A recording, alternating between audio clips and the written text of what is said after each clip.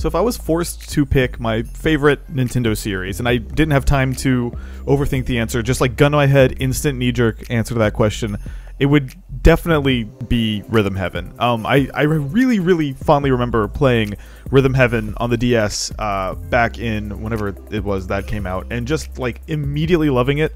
It combined the sort of tone and humor and weirdness of WarioWare, which up until that point had been my favorite Nintendo thing, and my lifelong love of like rhythm games and music games and Bemani, DDR, all that stuff. Like that whole, it's just the perfect marriage of two things I loved a lot. And until the DS one came out, this series had not come out in America. And so I've noticed this pattern over the course of my adult life of I keep going to really extreme lengths every few years to perpetuate my love of Rhythm Heaven. And the first time that ever happened, it was back in, I guess, 2011 or 2012. I don't remember exactly.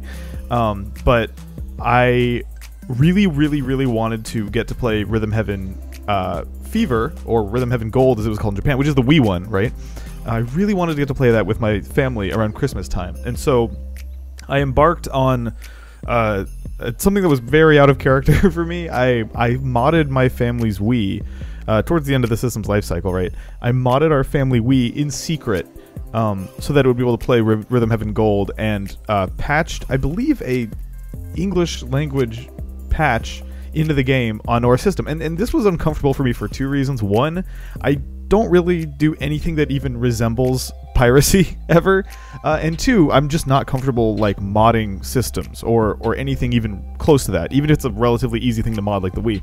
And for some reason though, like with Rhythm Heaven, I felt like it was exempt from the rule. At this point, I remember Rhythm Heaven Gold had not yet been announced for an American release, so it felt to me like it was an okay exception to make in this instance. And then inevitably the game came out on the Wii, and I bought like 1 trillion copies, so when it came out in America, I mean. And then like a few years later, and at this point in my life, I had already bought the DS game multiple times, bought multiple copies for friends. I had imported Rhythm Tengoku, which is the very first Rhythm Heaven game, the Game Boy Advance one that never came out here. It had just become an all-consuming thing, and I kind of needed to. I had actually gone to San Francisco and played the arcade game of Rhythm Heaven, which is kind of just a two-player version of the GBA game, essentially. I had consumed all the Rhythm Heaven stuff there was to consume, up to and including importing the Japanese-only Game Boy Advance game, which, like, in terms of games that you can comfortably import and fake your way through as an English speaker, Rhythm Heaven's pretty good. The vast majority of those games can be comfortably played by someone who only speaks English. But I remember the second instance of me going way out of my way to prepare a Rhythm Heaven themed gift for a loved one. It was my little brother's birthday, and I had just found out about this fan project that was underway called Rhythm Heaven Silver. The idea being that a group of Rhythm Heaven fans were going to come together, translate the game manually, patch the English back into the Japanese game, and make an English language version of this game, because at this point it had never come out, and all the minigames in it had pretty much stayed only in this version of the game, with like a couple tiny minigame exceptions. Remember, this is way before Rhythm Heaven Megamix on the 3DS, so like most of this content was fully just not available to a English-speaking audience generally. So for my brother's birthday, what I decided to do was, again, out of my comfort zone here, invest in a GBA flash cart, an SD card, get a ROM of Rhythm Tengoku, manually apply this patch, which was way harder than it probably should have been, but it doesn't come naturally to me. This is not my wheelhouse. But I remember just feeling insanely excited when I got it up and running on the flash card, like putting it into the DS after multiple failures and getting the game to work. It was like an incredibly gratifying feeling, and getting to see these mini games in English was really cool. That was years ago. Fast forward to late 2018. For one reason or another, I was looking for Rhythm Heaven related goods on Etsy. I don't know why exactly, but I was looking for them, and I found a shop called Retro Gamers US that was selling the fan-made English version of Rhythm Tengoku, Rhythm Heaven Silver, complete with like a box art and a standalone GBA cartridge.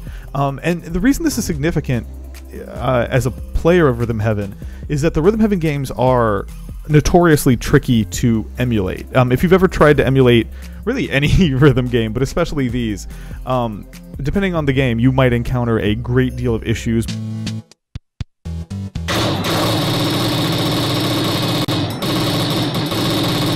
Mostly related to slowdown and input lag and timing and stuff. And kind of the best way to play Rhythm Tengoku is playing it on an actual GBA, which is cool because it means a lot of people imported the game who might not have otherwise played it. But it was a bummer for Rhythm Heaven Silver because it meant that this English fan translation was kind of harder to get your hands on and enjoy than most fan translations of Game Boy games, which again is what led me to doing that whole crazy flashcard thing. So anyways, I impulse bought this copy of Rhythm Heaven Silver and forgot all about it. I think I received this back in December, and I remember unboxing it and being struck by a few things. One, this fake GBA box art inside of a DS case, because it's a lot easier to throw a cover art sleeve into a DS case than it is to make a physical flimsy cardboard box like GBA games used to have. I was really struck by how great the box art is and how great the cartridge looked. But the more I looked at it, the more I looked at this fake box art, the more stuff started to stand out that seemed a little weird to me. And specifically what I'm talking about here is this paragraph on the back of the box. It says, "Rhythm Heaven Silver is very fun," all caps, "and addicting. Players unlock more rhythm games by completing the rhythm games in order. The object of each rhythm game is to match the rhythm the game expects of players, which varies from stage to stage." And while reading that, I was struck by... how much, I was struck by a few things. One, how much love and care and affection went into making this really nice looking box art, followed by this paragraph on the back that was extremely dry and kind of weird, and more than anything else, reminded me of the tone and phrasing that you would find in a Wikipedia article. So I did what I normally do in a situation like this, which is I Googled this passage in quotation marks, and sure enough, these are the opening lines straight from the Wikipedia article for the Rhythm Heaven series page, which cracked me up. Anyways, I kind of set this aside for a few months and pulled it off my shelf this past week because after having injured my hand in a catastrophic electric scooter accident, I've been pretty limited in what I can play. I've been playing a lot of Hearthstone and card games and stuff, but Rhythm Heaven jumped out as a good fit, in large part because so many of the games can be played with a single button, and I still have access to my right thumb, so it kind of works out perfectly. And in playing it over the past week or so, I've been really struck by how great the Rhythm Heaven Silver translation is. It's kind of a big group, and it's been one of those interesting projects where, because this project has been in the works for over 7 years now, it has so many hands have touched it, and it's changed ownership a couple times. People have stepped down from the project. It's I'm sure you know how any fan project, it just sort of inevitably spins off in a million directions. People have other obligations and can't, and you know what I mean? It's just one of those things where, because it's a fan project and because people are doing it in their spare time, and because the main motivation is just the love of the project and nothing else, sometimes people commitments change and they can't keep working on it. So luckily in this case, the version of Rhythm Heaven Silver that exists today, and it's still being worked on occasionally here and there, is almost complete. Playing through it, you wouldn't even know that you could mistake it for an official Nintendo release, and that's kind of what I wanted to highlight in this video. The thing that's impressive to me about Rhythm Heaven Silver, besides the technical aspects of all the artwork they had to remake, all the text that they had to redo, is the writing feels so pitch perfect for how 2000s era Nintendo Treehouse would have localized a game like this. From the names that they've given the mini games, to the actual individual writing on the clear screens, to the emails menu, which has kind of a shocking amount of text in it. Just the tone is exactly right. And that's not an easy thing to nail. It's one thing to run a game through Google Translate. It's another thing to actually localize a game. But to me, it's a third entirely different and separately even more impressive thing to accurately localize a game in the exact style that professional localizers would do it, and to do that convincingly. It's such an act of love. It's one of the most beautiful Nintendo fan things that I think exists in the world. And it's weird. It's a weird thing to talk about because on the one hand, it is technically in some way piracy. I mean, I guess if you have a copy of Rhythm Tengoku and you use your own backup and you patch this into it, it's not that weird. But from I think the thing that I maybe feel the weirdest about is paying someone on the internet for a game that they don't own the rights to and a translation that they didn't make themselves. Like, that's a little bit murky ethically, I think. And I went back to this Etsy store, man, and there is some stuff on it. I was just scrolling through it while making this video, and they've got like the Mother 3 fan English translation on a Game Boy Advance cartridge. Something called Pokemon My Ass, which I'm not even gonna click on it. I don't know what on earth that is, but it doesn't look. Something tells me that it's not an officially licensed Nintendo product. Yeah, it's just weird, interesting, murky territory because it's a product I'm glad exists, and I have been having an amazing time playing it over the past week.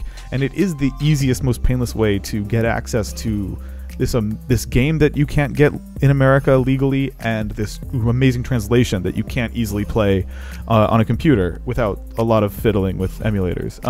I guess I kind of wanted to put the question to you guys of how you feel about fan translations projects, and separately the question of how you feel about people selling fan translation projects, because I honestly am still working through my feelings on it. All I know is that I'm thrilled that Rhythm Heaven Silver exists, and I've been having an amazing time playing it. And if you love Rhythm Heaven, even if you played Rhythm Heaven Megamix, which ported many of these minigames into HD, the combination of incredible writing and incredible localization and some of my favorite pixel art that Nintendo's ever done, it is just as charming and fun a Rhythm Heaven experience as you will get on any other system in any other version of the game. So yeah, I just had to rattle off my thoughts about this game because it's all I've been thinking about for the past week. Yeah. Thank you guys very much for watching. Subscribe if you haven't. And also, I stream on Twitch a couple times a week now, so follow me there if you don't mind.